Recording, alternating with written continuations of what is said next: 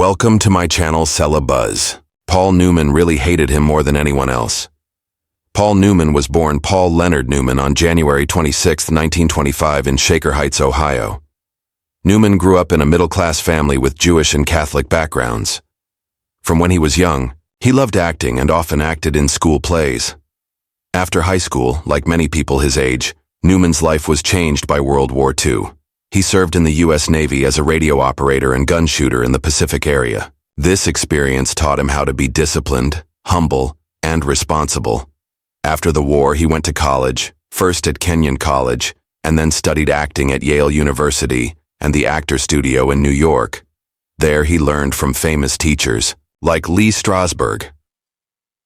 Newman's big break in movies came in the 1950s when people started to see him as one of the most promising young actors of his time.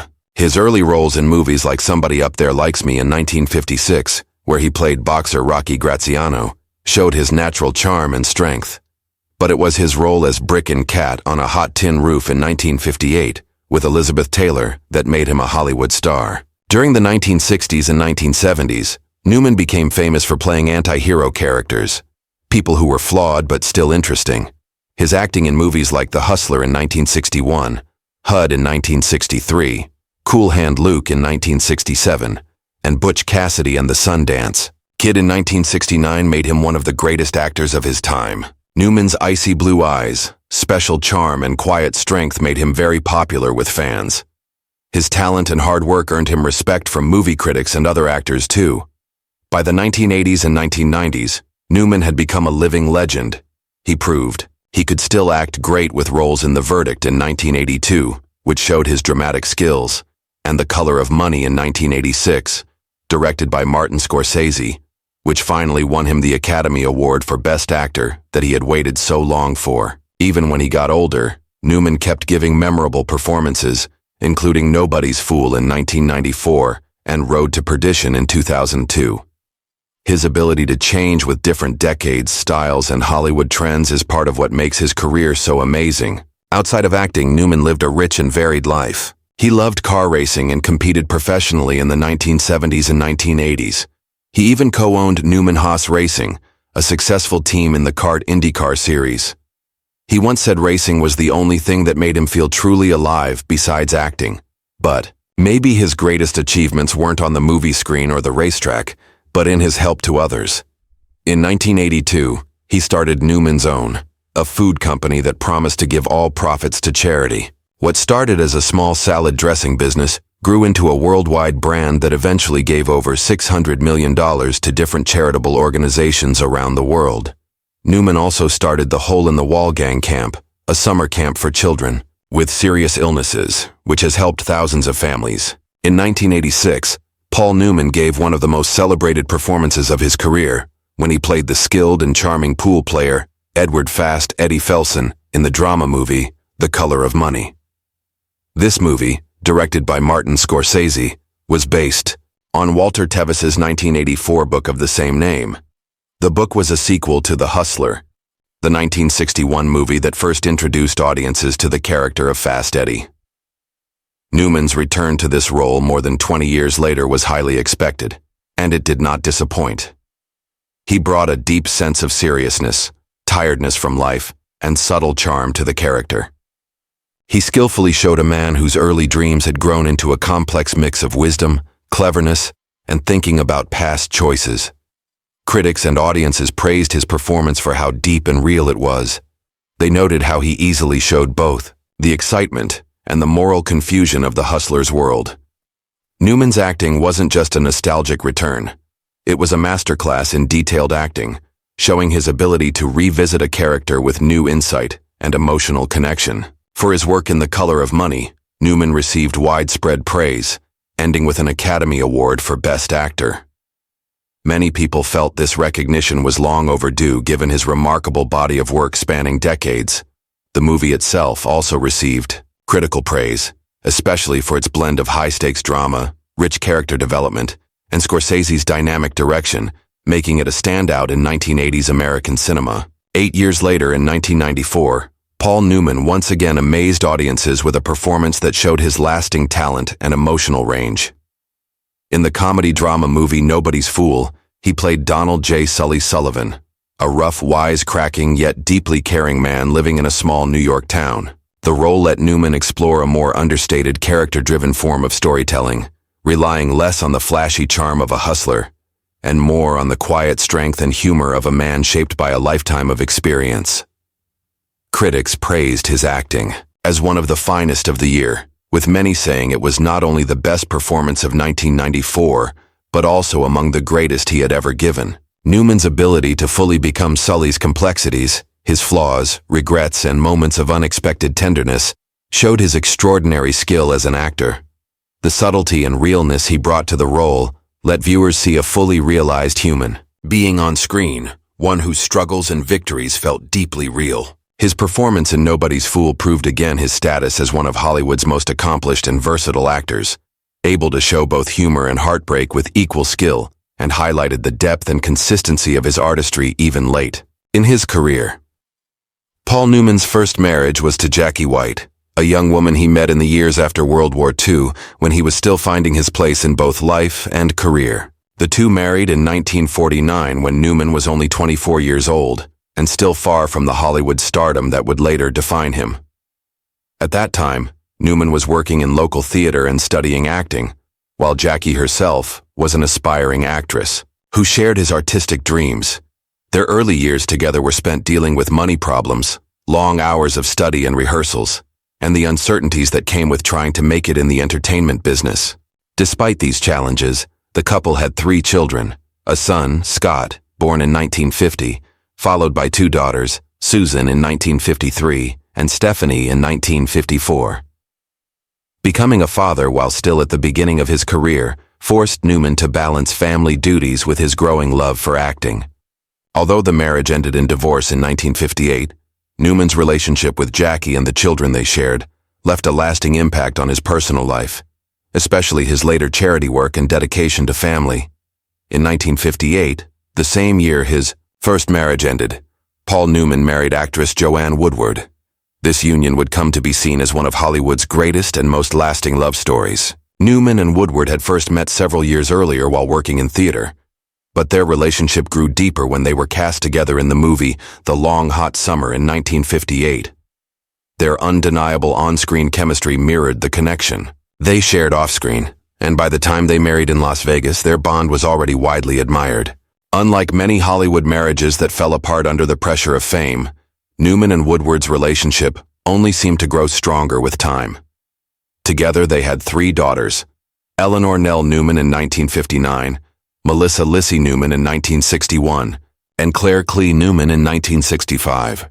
Each daughter grew up surrounded by the influence of their parents' artistry, values, and commitment to social causes. What made Newman's second marriage special was the deep mutual respect, loyalty, and admiration he and Woodward always showed. Newman often spoke publicly about how much he valued his wife, famously deflecting questions about cheating by saying, "Why go out for a hamburger when you have steak at home?" Their marriage not only survived the challenges of being celebrities, but thrived, becoming an inspiring example of stability in an industry known for short romances. The pair often worked together professionally, with Woodward sometimes acting in movies Newman directed, and they also dedicated themselves to charitable efforts together, most notably through the establishment of Newman's own foundation, which donated all profits to various causes. The marriage lasted an extraordinary 50 years, ending only with Newman's death in 2008. Even in his later years, Newman was often seen attending events or simply walking beside Joanne with an unmistakable warmth in his eyes, evidence of a love story that had lasted through time. Their half-century partnership became not only a cornerstone of his personal life, but also a significant part of his legacy. For fans and people who knew them, Newman and Woodward symbolized what was possible when love, respect, and shared purpose were at the heart of a relationship. When it comes to the people Paul Newman hated most, one name always stands out: Richard Burton. Newman's dislike for Burton was not subtle or casual. It was a deeply personal, strong feeling that he reportedly carried for years. "I can't even think about him without feeling that surge of irritation," Newman once said. The rivalry between the two actors went beyond professional jealousy, entering the realm of personal dislike. Newman admired talent, charisma, and authenticity in actors, but he found Burton's combination of public showing off, private recklessness, and tendency towards making everything dramatic insufferable. According to sources close to Newman, he believed Burton thrived on chaos and sought attention, at the expense of others' dignity. In the Hollywood circles of the 1960s and 70s, where both men were prominent, Newman would quietly but clearly express his disapproval whenever Burton's name came up. He would remark, "He's a master at making everything about him, and I just can't respect that." Elizabeth Taylor. Much of Newman's contempt for Burton was connected with Burton's tumultuous relationship with Elizabeth Taylor. Newman, who had his own storied personal life and marriages, viewed Taylor not just as a legendary actress, but as a woman whose life had been complicated by Burton's intense and often destructive influence. Newman reportedly said, "Elizabeth deserved better than that circus he dragged her through." He saw Burton's romantic entanglements with Taylor as reckless and egotistical, something that publicly embarrassed both of them at times. Newman admired Taylor's talent and grace, but Burton's constant presence in her life, paired with his notorious indulgence in excess and drama, seemed to Newman not only inappropriate, but deeply irritating. It's said that Newman would often remark that he understood Burton professionally as a gifted actor, but he could never forgive the personal chaos Burton caused to those around him, especially someone as dear and talented as Taylor. In essence, Paul Newman's hatred was not born of envy alone. It was rooted in his deep sense of justice, personal values, and a keen awareness of human integrity. "I don't hate many people," Newman explained in one interview, "but him, he makes it easy." The combination of Burton's self-centered tendencies, his unpredictable temperament, and the very public drama surrounding Elizabeth Taylor made him, in Newman's eyes, uniquely hateable. A man who seemed to embody everything Newman disliked in others, both on and off the screen. In June 2008, it was widely reported across national and international media outlets that Paul Newman, the legendary actor, philanthropist, and cultural icon, had been diagnosed with lung cancer. The announcement shocked fans and colleagues alike, as Newman had long been admired not only for his groundbreaking performances on screen, but also for his steadfast commitment to humanitarian causes and charitable work. At the time, he was receiving treatment for the disease at the prestigious Memorial Sloan Kettering Cancer Center in New York City, one of the world's top institutions for cancer care and research. The news prompted widespread discussions about his health, the risks associated with smoking, and the enduring impact of his career on both Hollywood and American culture.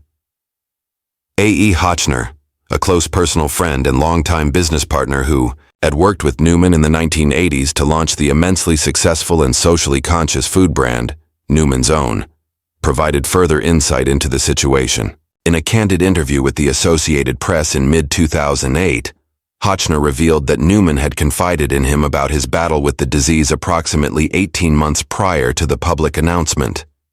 This disclosure highlighted Newman's private and reserved approach to his personal health struggles, a characteristic that endeared him to many who admired his humility despite his immense fame.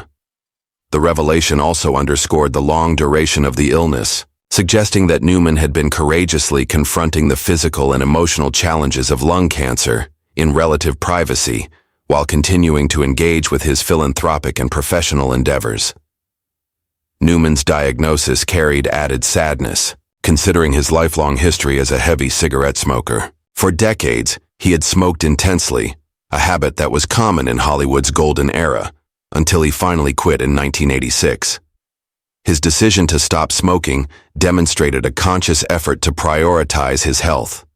Yet, it also reflected the broader struggles many face when confronting the long-term consequences of such habits. The intersection of Newman's personal choices, his public persona, and his private suffering resonated deeply with fans, many of whom admired his ability to maintain grace, dignity, and resilience even in the face of serious illness.